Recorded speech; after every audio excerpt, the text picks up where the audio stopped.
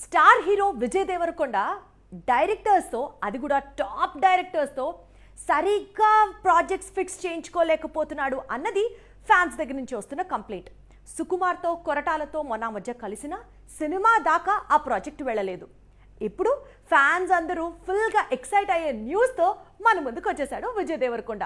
ఎందుకంటే పాన్ ఇండియాలో బాగా క్రేజ్ ఉన్న ఒక డైరెక్టర్తో ప్రాజెక్ట్ ఓకే కాబోతుందంట. ఇంకే ఈ వార్త విన్న తర్వాత ఐ థింక్ రౌడీ ఫ్యాన్స్ అందరికీ పండగే పండగ. దేవరకొండ ముందు ఇప్పుడు రెండు మెయిన్ టార్గెట్స్ ఉన్నాయి. అందులో ఒకటి అర్జెంటుగా హిట్ కొట్టడం, మరొకటి స్టార్ డైరెక్టర్ తో కలిసి కెరీర్ ను మలుపు తిప్పే చిత్రం చేయడం.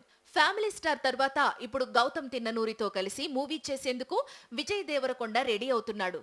రౌడీ ఇమేజ్ కి తగ్గట్లుగా గౌతమ్ కొత్త సినిమా స్క్రిప్ట్ ను రెడీ చేశాడు.